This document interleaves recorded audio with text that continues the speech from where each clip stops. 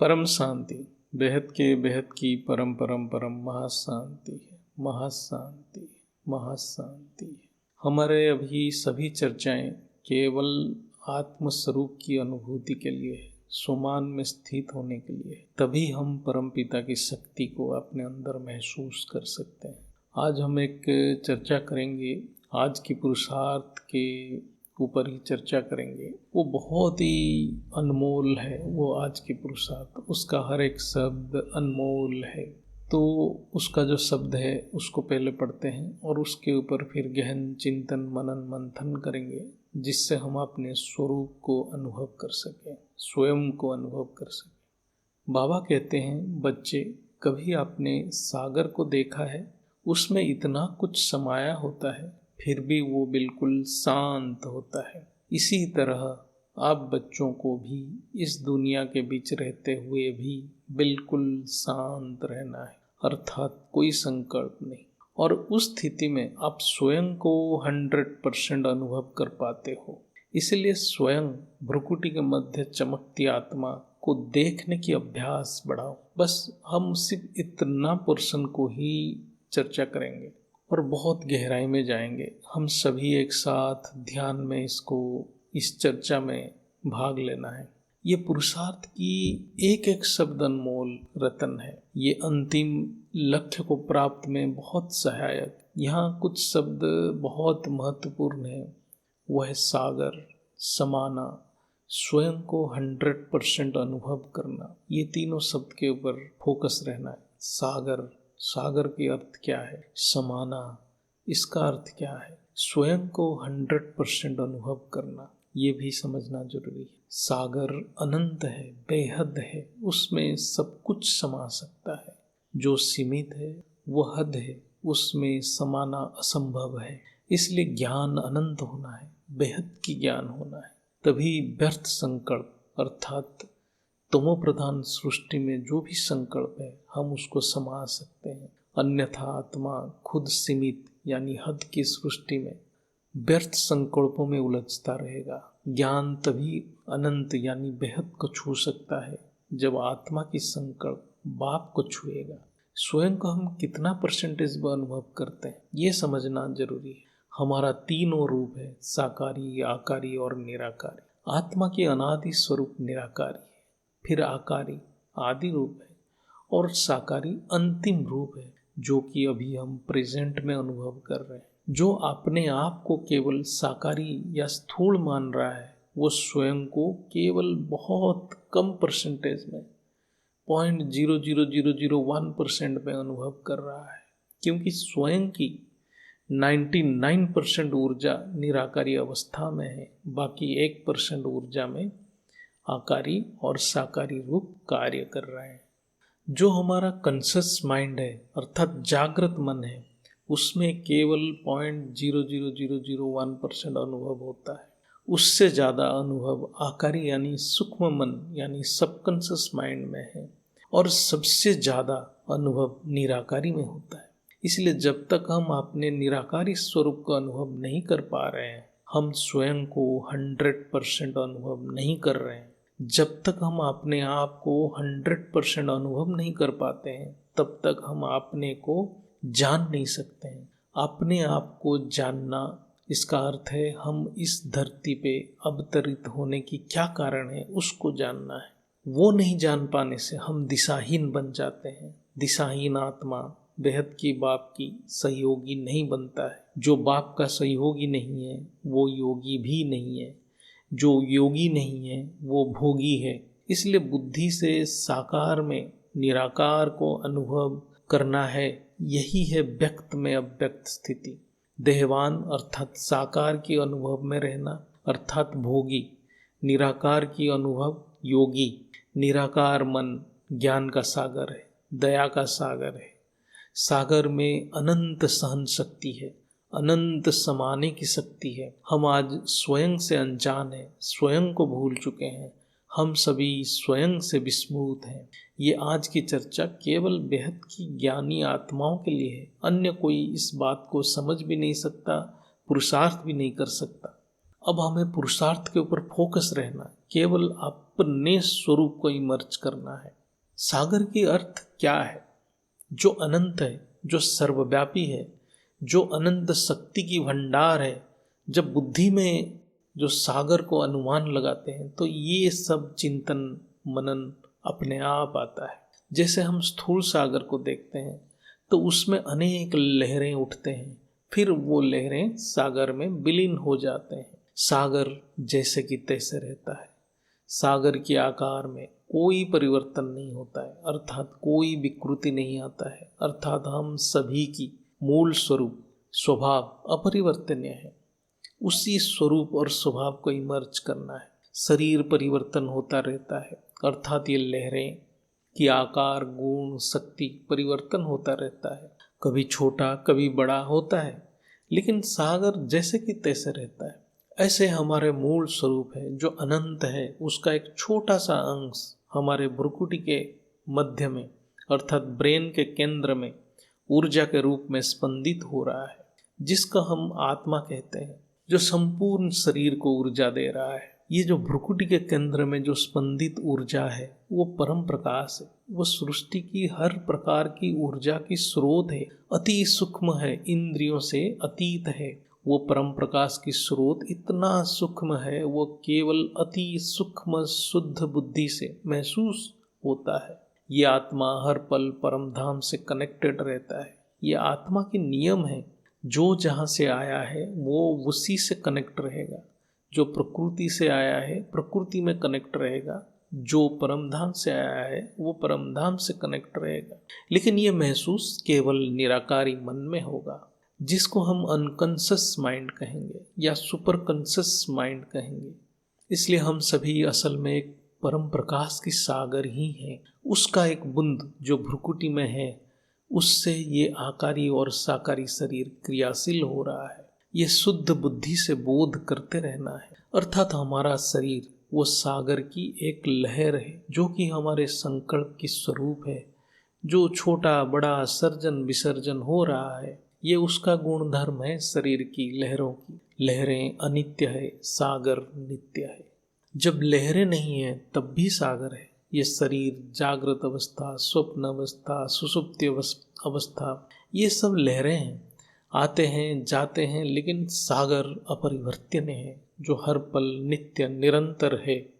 असल में ये स्थूल शरीर में हमारे भ्रुकुटी के अंदर जो प्रकाश चमक रहा है वो परमधाम की एक छोटा सा अंश है, अर्थात मैं आत्मा अति सूक्ष्म शुद्ध बुद्धि से वो असीम अनंत बेहद से नित्य निरंतर जुड़ा हुआ हूँ। ये संकल्प जब अति स्वाभाविक रूप से हमें टचिंग होगा या अनायास उत्पन्न होगा, तभी हम अपने आप को 100% अनुभव कर पाएंगे, स्वयं को 100% अनुभव कर पाएंगे। ये अति शुद्ध बुद्धि से संपूर्ण अहंकार रहित अवस्था में संभव है। इसी को मन का मौन कहेंगे, जिसको शास्त्र विवेक बुद्धि कहता है, और विवेक बुद्धि की अंतिम अवस्था को ऋतुम भरा प्रज्ञा भी कहा जाता है। एक बार यह संकल्प हमारे बुद्धि में टच हो जाए तो हम सभी परम शांति के सागर को महसूस करेंगे।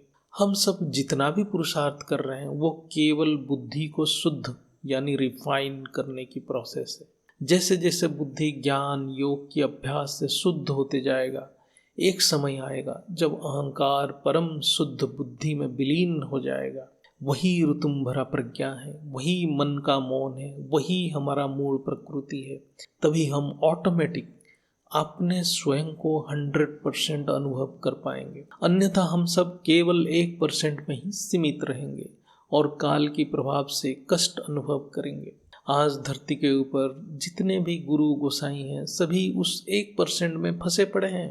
केवल बेहद की बापूजी हमारे परम पिता ये 99% की बात कर रहे हैं, जिससे हम स्वयं को 100% अनुभव कर सकते हैं। इसलिए ज्ञान की गुह्यता को समझना जरूरी है।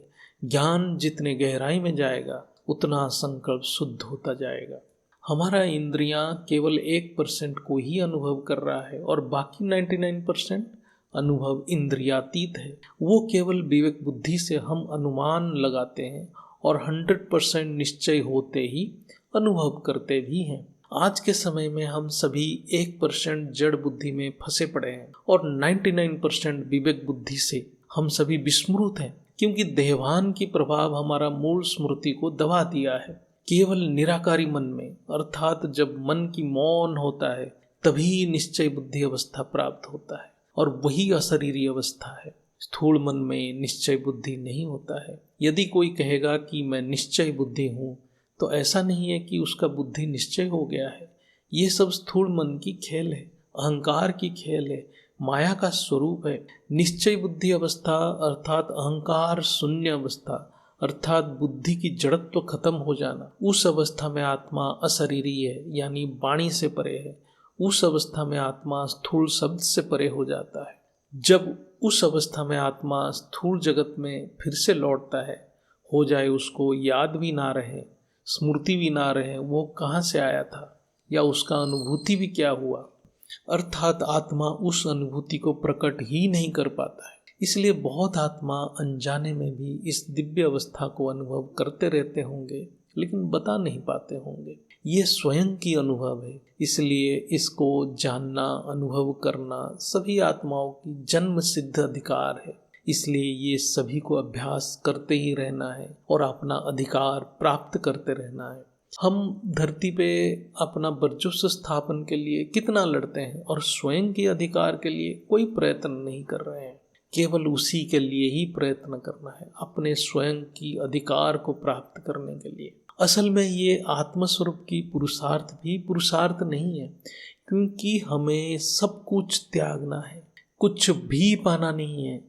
जब सब कुछ खो जाएगा, अर्थात खोने के लिए कुछ भी नहीं बचेगा, तभी जो बचेगा वही मैं हूँ, वही स्वयं है।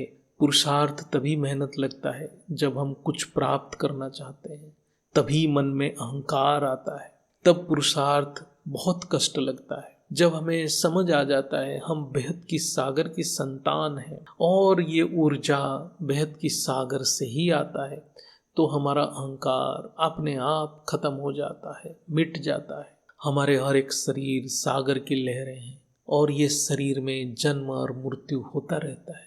जैसे सागर में लहरें उठते हैं तो शरीर की सर्जन हो रहा है, लहरें सागर में विलीन हो रहे हैं तो शरीर नष्ट हो रहा है। ऐसे बुद्धि से देखते रहना है।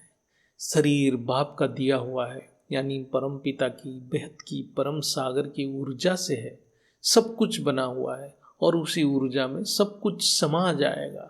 अहंकार की कोई अस्तित्व नहीं है। हम सभी को परम प्रकाश की सागर को अपने चारों ओर धरती के ऊपर बुद्धि से देखते रहना है। हमें अपने आप को बेहद की परम धाम की अंश जानना है और मानना है। ज्ञान से जानना है, बुद्धि से मानना है। परम धाम को परम प्रकाश की सागर के रूप में बुद्धि में हर पल देखना है, वही हमारा घर है। हम असीम हैं, अनंत हैं, अविनाशी हैं, बेहद हैं। उस बेहद का एक छोटा सा अंश स्थूल सूक्ष्म कारण महाकारण शरीर को चला रहा है। ये सब शरीर परम प्रकाश की सागर में एक एक लहर है, यानी तरंग है। ये तरंगे उठते हैं और फिर सागर में समाते रहते हैं। ये उनका गुण धर्म है। ऐसे ही ये शरीर संकल्पों के स्वरूप है, जो बनते हैं और नष्ट भी हो जाते हैं। अर्थात ये शरीर उत्पन्न हो रहा है, विलीन हो रहा है, लेकिन सागर अर्थात हमारा मूल स्वरूप जैसे कि तैसे है। बुद्धि से उस ज्ञान को अनुभव करते रहना है। मैं ही वो सागर हूँ, मैं ही अनंत हूँ, मैं ही बेहद हूँ। ये संकल्प को बुद्धि से देखते रहना है। तरंग केवल सागर की ऊपरी भाग में है, सागर की तले कोई तरंग नहीं है। ये तरंग संकल्पों की तरंग है। सागर की तले केवल परम शांति है। परम शांति सागर की तले की नित्य अवस्था है, अर्थात हम सभी की नित्य अवस्था परम शांति ही है। ये कभी परिवर्तन नहीं होता है, चाहे सागर की ऊपरी भाग में कितना भी तरंगे क्यों ना हो या कितने भी उथल पुथल हो रहा हो, लेकिन मैं नित्य परम शांति में स्थित हूँ। ये मेरा मूल स्वरूप है। इसको अनुभव करना है, बुद्धि से बोध करना है। मैं स्वयं निसंकल्प हूँ, ये मेरा नित्य अवस्था है। केवल निराकारी मन निसंकल्प है। केवल निसंकल्प अवस्था ही साक्षी दृष्टा है, अन्यथा हम सागर की तरंगों में उलझते रहते हैं। निसंकल्प होकर सभी तरंगे या संकल्पों को देखते रहना है और सभी तरंगों को अर्थात संकल्पों को सागर में समा लेने की सामर्थ्य रखना है।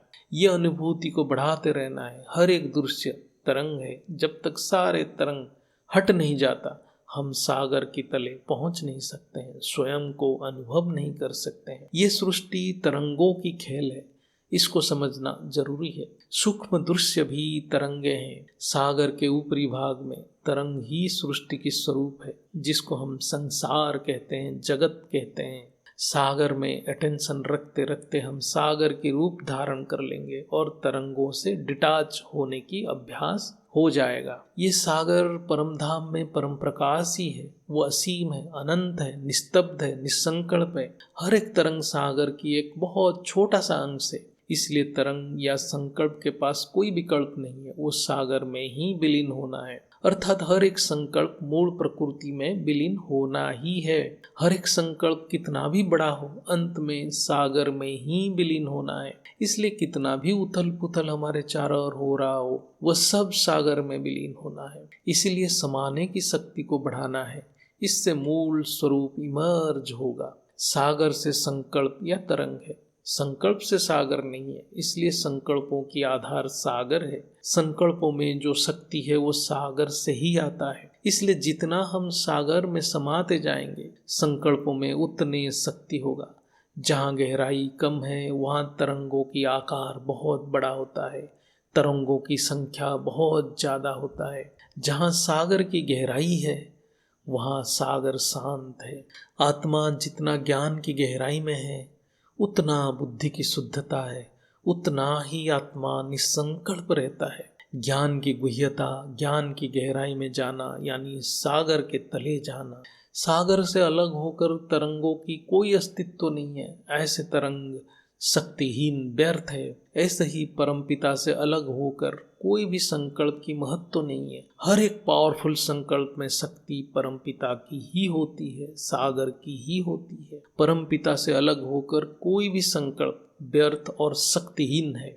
इसलिए परमपिता की कनेक्शन में हर पल रहना है और सब कुछ समाते रहना है और निसंकल्प रहने की पुरुषार्थ करते रहना है। परमपिता पावर की सागर है, जो परम शांति की सागर है। हमारे हर एक शरीर सागर में एक तरंग है, अर्थात हर एक शरीर एक संकल्प की स्वरूप ही है। जब ये पता चलेगा तो आत्मा की अहंकार रूपी तरंगे खत्म हो जाएगा। अहंकार और माया सागर में तरंगों जैसा है। अहंकार का रूप परिवर्तन होता रहता है, उसका अपना कोई अस्तित्व ही नहीं है। जिसका अस्तित्व नहीं है वो गिरगिट की तरह रूप बदलता रहता है। अहंकार की आधार आत्मा ही है, जैसे तरंगों की आधार सागर है। इसलिए हमें आत्मा में टिकना है, अहंकार में नहीं टिकना। जो आधारहीन है उसमें जो टिकेगा वो जरूर गिरेगा और गिरता भी रहता है।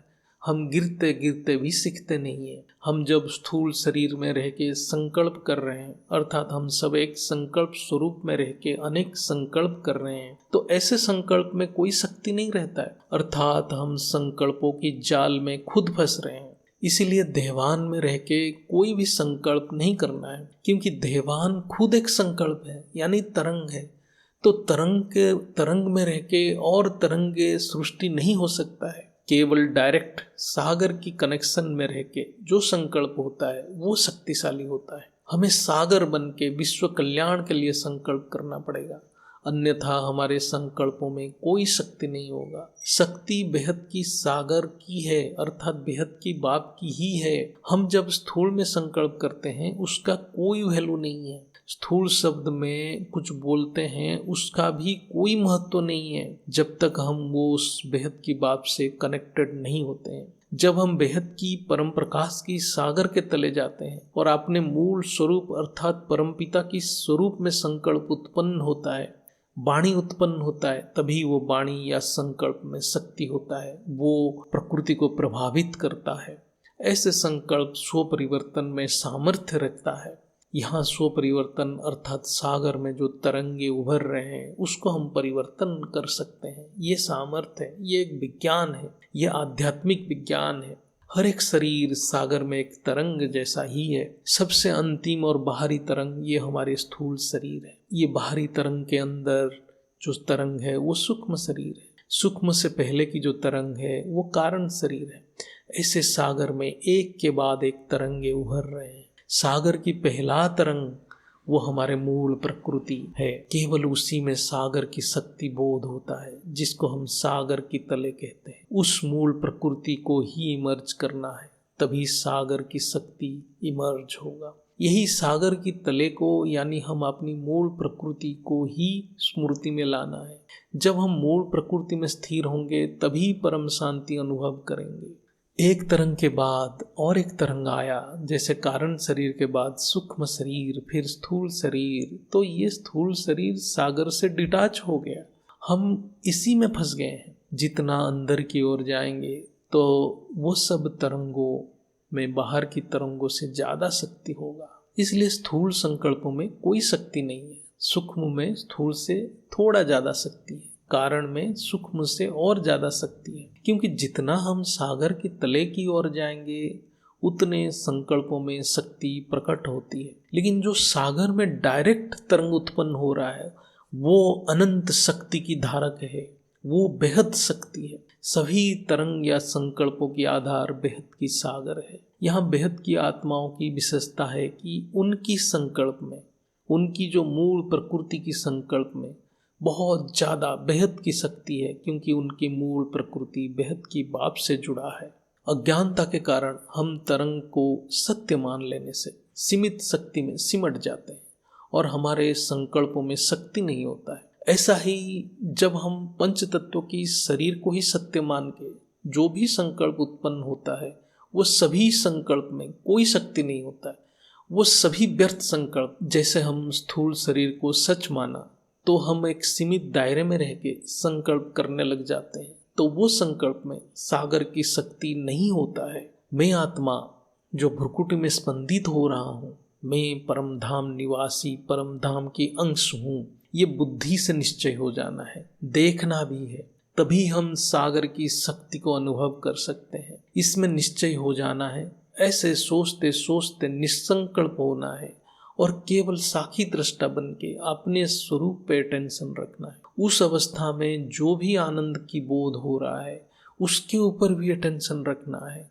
और ये अनुभूति बढ़ाते जाना है। उस अवस्था में यदि कोई संकल्प उत्पन्न हो रहा है उस पे भी अटेंशन रखना है, तभी हम परमपिता की शक्ति को महसूस करेंगे। ऐसे ही अभ्यास करते करते जब सारे व्यर्थ संकल्प सागर में समा जाएगा तभी एक ही संकल्प रहेगा, वो है परम शांति, वो है हमारा मूल प्रकृति। इसलिए सागर के अंदर परम शांति संकल्प हर पल है, वो उसका नित्य अवस्था है, वो नित्य को बोध करना है। हमें सिर्फ सागर से कनेक्ट होना है।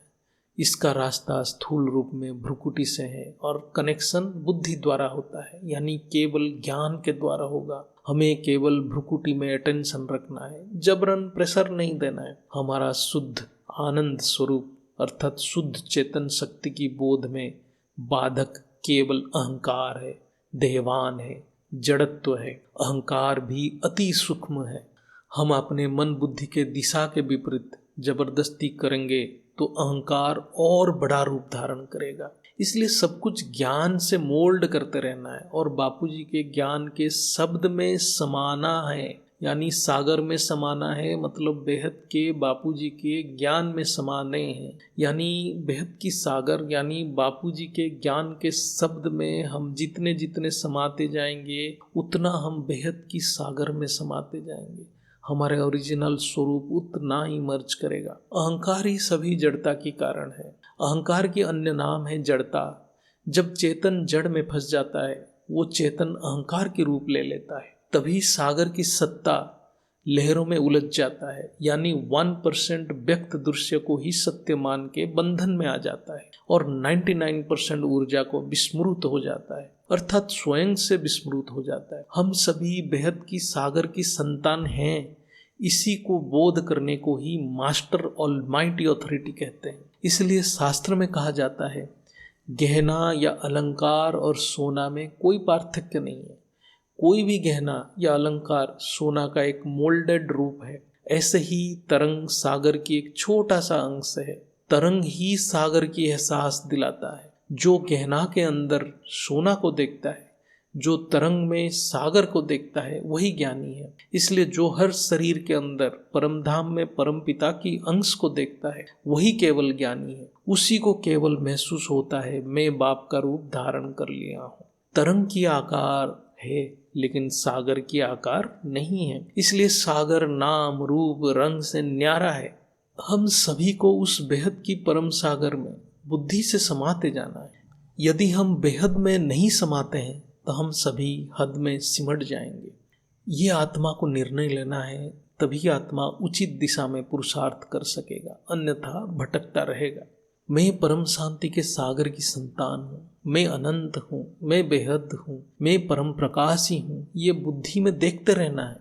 ये संकल्प डायरेक्ट परम पिता से कनेक्टेड है। चलते फिरते इसको बुद्धि से देखते रहना है। कहने की जरूरत नहीं है, बुद्धि से देखना है।